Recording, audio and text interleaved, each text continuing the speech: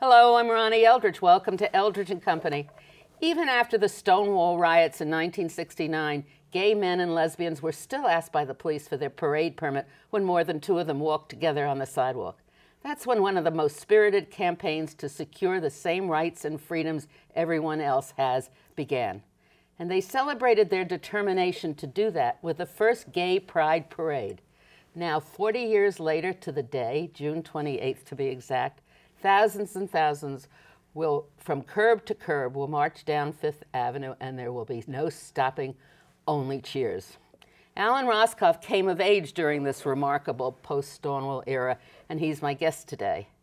And it's been a long time that we've known each other. You were just a baby. You were still in college. I was 20. Yeah. And your story has been really fantastic. I know the women's movement never liked those advertisements. What was it? You've come a long way, baby. Right. But you guys really have, haven't you? Well, way back then, you wouldn't have had anybody on television saying they were gay. People's faces used to be digitalized out, or they had to speak in shadows. If they were talking about being homosexual. Being gay, there was nobody out. Nobody. Nobody, until a group of us got active in the movement. But whether it was Jack Parr or Dick Cavett or whomever back then. You would never talk about it. Always in shadows. Yeah. Plus, it was always derogatory. Right. Well, of course, we remember Oscar Wilde. Yes. Who was one of the most blatant cases of persecution, right? So you were in college. I remember this very well. There were groups before. They were called homophiles. There were a few, Mattachine Society. Which was very old, right? Right, and it was much more mainstream and conservative. The people were not basically out, but they did meet together. Right, but they were, for their time and for what was going on, it was quite radical. Exactly. They were admitting to I wouldn't say radical, well, I but mean, yes, they were admitting different. to each other that they would get different, right. And then along came the Stonewall Riots. Is that really what precipitated this? Sure. That's when gay people just said, we've had it, and a group got together and formed then the Gay Activists Alliance. There was a group prior to the Gay Activists Alliance, but the Gay Activists Alliance became the pioneering group that got the changes. Are we talking about the city or in the country? Probably in the country, but you know, obviously it was a group that worked in New York. It was interesting. They went through the same political problems that all, it seems to me, organizations go to when they first start. Is that right? I mean, the Gay Liberation Front allied itself with other organizations that some people in it didn't like, or took positions that some people didn't like. My GAA was really a single issue relating to that. Back then, it was gay and lesbian rights. Right. And it kind of was a catalyst for what happened throughout the country. It was just a small group of people, and when we provided the space and the home, which was the old firehouse, we would have dances with like 1,000 people on a Saturday night. These people that it was illegal for you to have a drink in a bar if you said to the bartender, serve me, by the way, I'm homosexual, it was illegal for him to serve you or her to serve you. It was like the military. Right. Don't ask, don't tell, and it'll be all right. The bars were mostly run by the mafia. Right, back then, because otherwise there's no shot of staying open, from what I understand. And then, and the Stonewall was a police raid. Right. Because they were gays there? Well, yes. I mean, it was a raid of a gay establishment. Whether or not what it had to do with was, but the fact was gay people were tired of not having a place where we can go out and be ourselves and without getting raided. All the gay bars were always raided because they were illegal. And the group that was there, it was interesting to me when I was reading about it again. They spanned all ages. I mean, there were a lot of what we used to call the street kids, the young kids, right? Is that what you were? Well, if everybody who said they were at Stonewall was there, it would have to be the size of Madison Square Garden. It's a great, a mark of distinction. I was at Stonewall. Right. But you weren't at Stonewall. No, I came out right after Stonewall. Now, you had a very difficult time at the beginning, didn't you? Yes. Well, I knew I was gay since I was a little kid. And I grew up in a very homophobic household, very right-wing household, whether it was the war in Vietnam or race relations or whatever. And being gay was like the farthest thing from acceptability in my house. We used to watch the Ed Sullivan Show. My father would call the male dancers fairies. Yeah. In fact, my father worked at Western Union and they used to put an F on someone's job application if they were thought to be gay. And if you had an F on there, you were not hired. F for fairy. Unbelievable. So where did you come? I mean, you were not only gay, but you were also very progressive or very far out from the family in all your political views. How did that happen? Do you know? I don't know. I mean, I grew up in the anti-Vietnam War days in college, and I was very inspired. I believe Dave Dillinger came to our college. Bella Abzug fell in love with Bella. Fell in love with Bella. But she used to yell at you. Well, she yelled at everybody. Look, your husband yells at everybody. And I knew I was with the right person when I hooked up with Bella, because my father used to call her Bella Absurd. Oh. So they called Senator Fulbright Senator Half-Bright because he was against the war in Vietnam. In fact, my mother told me that the students at Kent State got what they deserved. So that's the kind of background I grew up with. And when did you leave? I left the home. I was in college, must have been about 18. A friend of ours, friend of the family, was killed in Vietnam, and my father just went berserk and beat me up. Oh, and so you left. I left, yeah. And then you were at York College. Yes. And I remember when I first met you, you told me that you had gone to your history teacher and said you weren't going to be there tomorrow because you're going to demonstrate. And I don't know, you mentioned my name because by that time we had met, and she was a classmate and an old friend of mine, so it made it all fine. Well, I said, Judith Papacristo, Right. I said to her, I really can't be here tomorrow. We were having, I believe, a meeting with you about the gay rights bill, which we had just written. And she said, who are you meeting with? So I said, Ronnie Eldridge. I believe she called you to verify. No, I don't think she did, but she said, oh. So those were days. You got involved with this group, the Gay Activist Alliance. It was very small at the time. Yeah, but it grew very quickly. Right. And what was your role in it? I became chair of the Municipal Government Committee. That's why you came, that's how we met. Okay. And co-authored the nation's first gay rights bill. And we had 4 sponsors. 4 council members sponsored it. One, Eldon Klingon, Carter Burden, Ted Weiss, and from Brooklyn, Leonard Skolnick. The council member from Greenwich Village thought it was a ridiculous notion, Carol Greitzer, refused to sponsor it at first, and even questioned the council, the lead sponsor, why he was doing this. But and then it went to the State Assembly too, and the Senate? Bill Passanante introduced it into the State Assembly. Right. That was the first. He was from the village statewide. also. Right, he was fabulous. But Carol came around. Well, she came around kicking and screaming. Why did she come around? Tell us what you did. Because we were all members of the Village Independent Democrats, which was a home club. And back then, you know, the club was with us 100%, so she would come down. I mean, she didn't have much of a choice. And you didn't, did you start the word zap? No, I don't think so, but we zapped and zapped and zapped. Zap meant that you picketed, you invaded. Right. What else did you do? We just took over offices. We zapped the Taxi and Limousine Bureau. Arthur Bell and I got in our overalls and if you drove a cab back then and you were homosexual, you had to have a letter from a psychiatrist that you were sane enough to drive a cab. So we took a couch up to the commissioner's office, and the secretary finally said, we're in a sanctum there. We didn't order a couch. So I introduced myself as a psychiatrist there to make sure that the commissioner who was heterosexual was sane enough to be commissioner. And we got the law changed, the regulation changed. And also it was against the regulations issued by the Department of Consumer Affairs for same-sex couples to dance. So a group of us went into Rainbow Room, and in the middle of a slow, slow song, we switched into same-sex partners. And Earl Wilson from the Post wrote it up, and we got that regulation changed by Bess Meyerson, which made it lawful for same-sex couples to dance. And the headlines in the Post was, "Gays win in a waltz."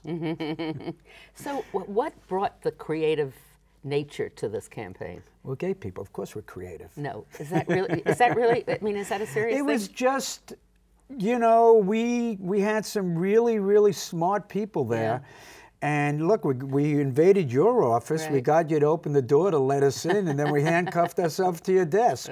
And the mayor's desk? And the mayor's desk. You called me up the day before and you said, I'm going to handcuff myself to the mayor's desk. Just watch out for me. I remember that. It was so creative and such an interesting manipulation of the press. right? Well, you provided coverage. It's not Well, a manipulation. It was revolutionary Right. for gay people to be coming out of the closet, and the press just ate it up. I mean, when I was growing up, there was this movie about strange things all over the world. I think it was called Mondo Cani or something. And they had same-sex couples dancing, and there was gasps in the audience. I was shocked. I must have been about, 10 years old, or 12, whatever. I mean, it was revolutionary to a lot of people. It was shocking, and it really wasn't until Anita Bryant, I think, brought it into everyone's living room that When was that? Do you know? Remember that?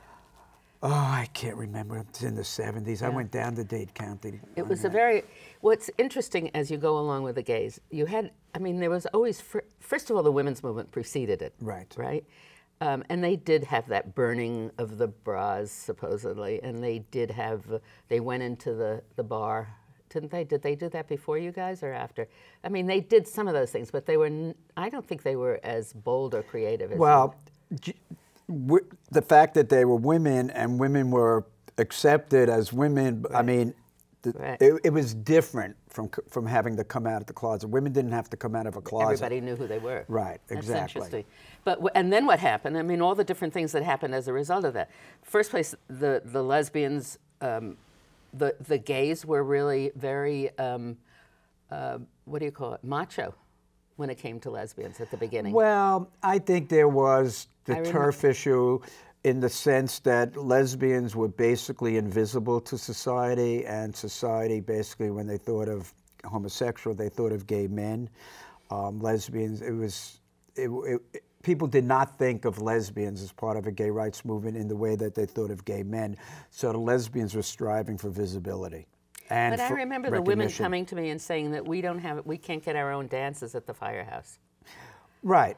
Well, I don't know. They probably could have had a dance. They most likely they not did on eventually. A Saturday night. Not on a Saturday. Yeah, Saturday nights when the gay boys came in. Well, I mean that's what I meant. And then within the women's movement, it caused great stirs, right? You had some feminists there who did not want the lesbians to be visible because then they felt people would assume they were lesbians. Betty Friedan had that problem, letting lesbians in. Right. Gloria never had the problem. Right. Gloria Steinem.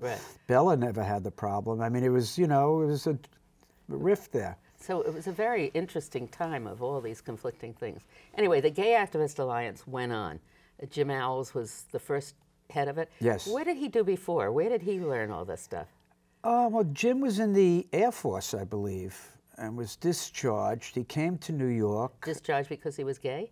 Not sure. He got an honorable discharge, I believe. I don't remember. We were partners for a good number of years. In fact, we have a Democratic club named after Jim now, which you're on the Board of Governors. I haven't been to the fundraisers. Anyway, go on. Well, and it was just a group of people who were smart enough and progressive enough to say enough is enough. There's Arthur Bell, Arthur Evans, Marty Robinson, it's a group of people. I remember the Anita Bryant thing, and it was at the same time that we were really talking a lot about choice and pro-abortion. And it always struck me, and I never understood why it wasn't a general thing, that we were both arguing the same thing, and that was basically the right to do what we want to with our own bodies. Exactly. There was a fundraiser at the Ballroom, I remember. Yes. Remember, that was a great place down in Soho. I was part owner. Yeah, were you? Yeah. And there was a big fundraiser against Anita Bryant. But we were all fighting the same kinds of things, and we're still fighting them, right? Well, back then, the movement was anybody that basically came out had to have a good headset. So we were involved in the women's movement. We were against racism. We fought for against the wars in Vietnam. We all went down to Washington.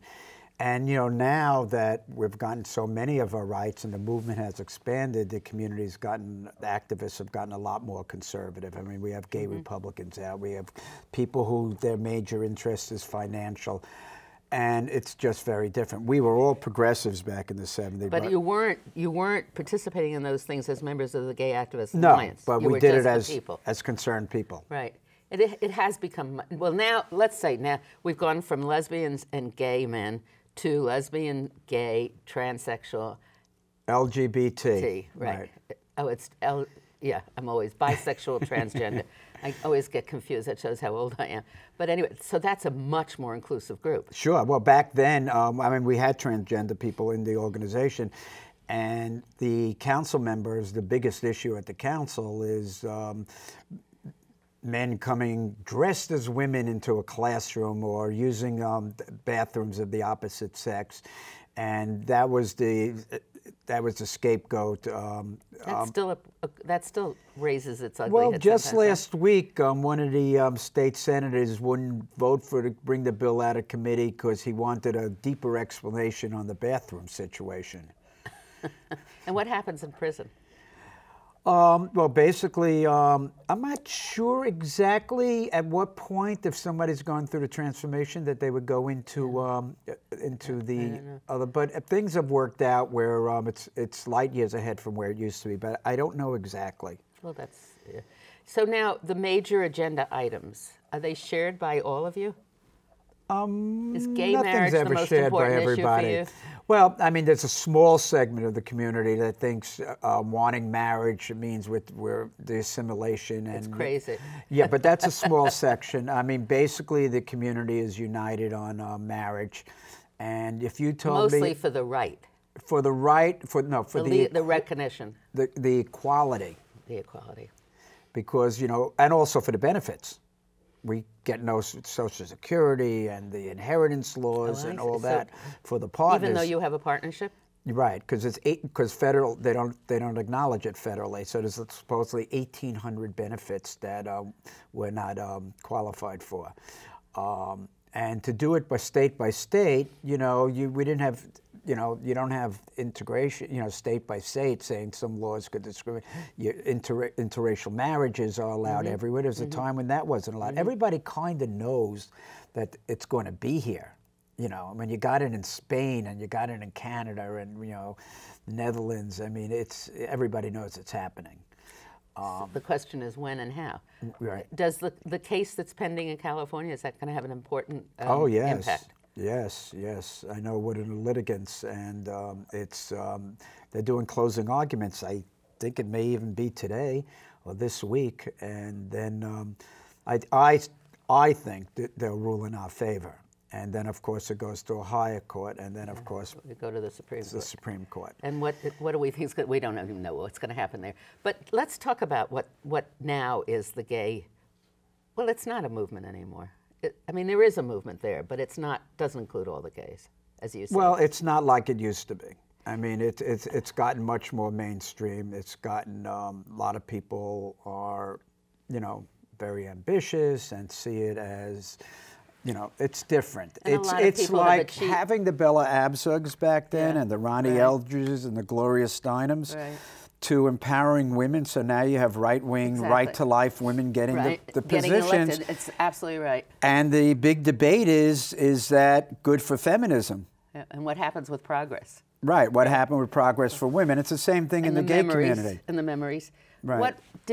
When did ACT UP come? Did that come out of the same people who were in the Gay Activists Alliance? Oh, not really. That was basically Larry Kramer, and it was basically people who you know, were involved in the AIDS crisis, and people who were losing lovers, and people who saw what was happening. It was a Holocaust, and people were really angry. The government was not responding from the president on down, and the medical companies, the drug companies were exploitation. But it had the same creativity and the same passion that the early movement had. Exactly. I mean, it's sort of like the early movement went into that. Well, Larry Kramer was incredible. Yeah, I mean, he still is. Oh, yeah, absolutely.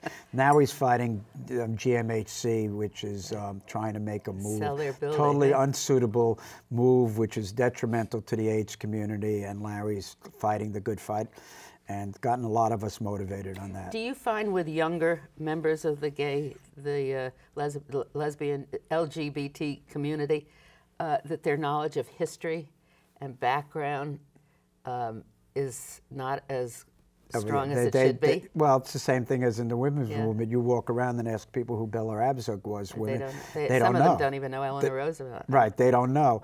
What I'm finding in the gay community, a lot of them are in it for different reasons. You have a whole host of them saying that they're progressives and they endorse Michael Bloomberg. At the Gay Activist Alliance had Michael Bloomberg. Michael Bloomberg took the city to court after the judge, Doris Lynn Cohn, said that same-sex marriage was legal in New York. He took her to court, the courts to court, and even had his corp counsel bring up Leviticus in the argument against same-sex couples having the right to marry. Now, had that happened in the days of the Gay Activist Alliance, you know, we would have, and instead, those conservative gay Democrats have endorsed Bloomberg. It's unconscionable. You are one of the, it seems to me, the old-timers, although it's hard to call you an old-timer because you really do look young, who is still very political. Yes, there's very, very, very few. It's a handful. Most of the old-timers have died of AIDS or of old age or have moved away. Some are in nursing homes. But they were older than me, a lot of the group. Mark Rubin died, Marty Robinson died, Mark Rubin was the first representative of your community to come to see me. I've told this story many times because he looked like me. We had the same hair, everything, you know, and he was a teacher. But he had children. He had left his marriage. One daughter. One daughter. And when he left, he gave me his home phone number, and I thought he said, you know, if I'm not there, my mother will answer the phone. And the next morning in my office in the basement of the City Hall, there's a beautiful, blonde, blue-eyed young man pokes his head in the doorway, and he said, you know, I just had to come and say hello. I'm Mark Rubin's lover. And that was my initiation into all of this. And I never understood what the fuss was all about. Right. Well, you and Bella were my adopted mothers. So, yeah, we worried about you a lot. Yes. Right. So now, what do you say to young people? Well, the gift of the movement and why so many of us got active in it is because so many of us suffered growing up. And it was basically for young people to change their lives so they didn't have to go through what we went through. And I'll tell you, from the young people I know, many of whom, you know, are good friends, they didn't go through it. They don't have to go through this. The parents are usually loving and usually accepting. Some of them go through some sort of trauma. And yet I have friends who come from religious homes and the parents are just as intolerable as they were in the 70s. But it has changed so much that even the youth whose parents aren't accepting, they know that they can and should and to be openly gay. So there's not that many people staying in the closet anymore. I mean, minuscule, small compared to... You don't want people to just stay in your community. I mean, you don't want... before you said people wanted to be assimilated, you're not against assimilation. Well, there's two thoughts. You're committed, aren't you, to the equality? There's two thoughts. There's the people who want the gay community to be unique and to be, you know, have our own traditions. I mean, it would be the same thing, let's say, in the Jewish community, or people that want, you know, to be assimilated and the fact that they're Jewish not be part of their identity. Yeah, but they still go to a synagogue. Right. And there are gay synagogues. Right. And there are certainly gay clergy members. Right. So I don't know. Do you call that assimilation if they go to a regular? No, there are some people that want the gay community to keep its identity, which separated us from the straight community by behavior or culture.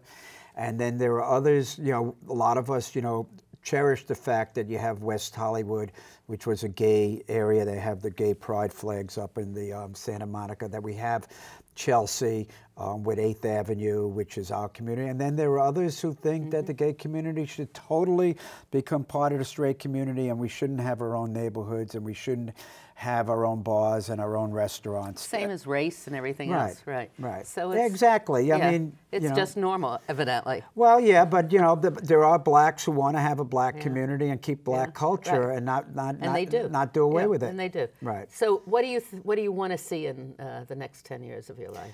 Well, I'd love to see marriage become universal because I think that it's the height of equality for people to for the government to recognize us, our relationships on par with same-sex relationships. I mean, that's just incredible.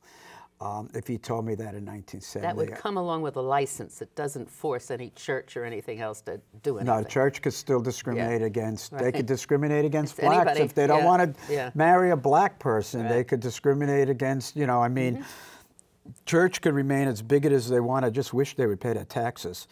But always political. Well, that's true. What else?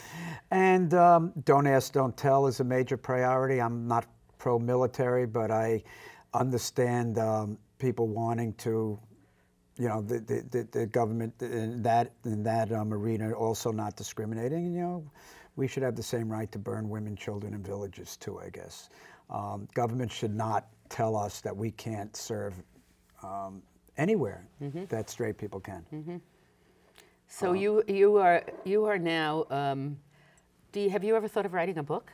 Yes, I have. If anybody out there would like to You're now writing a help column, that aren't happen, you? Where do you write a column? I've always had columns. Yeah. That's a website called AKA William, and I get about 2,000 hits per column, and And you just can't keep your opinions to yourself. I'm very much like your husband, I like to think. Your husband was quoted as saying a good writer has passion. Right. If you don't have passion, you're not a good writer. I don't like passion. Well, we've come to the end of our half hour, but it is certainly beneficial to all of society that you have passion, because you have really been participating in some of the major campaigns. And you've been there from day lifetimes. one, and you're like a sterling light in the feminist movement. This mutual admiration society that's we why have. We love right? each other. Yes, that's right. Thank you, Alan Roskoff. Thank you, Ronnie.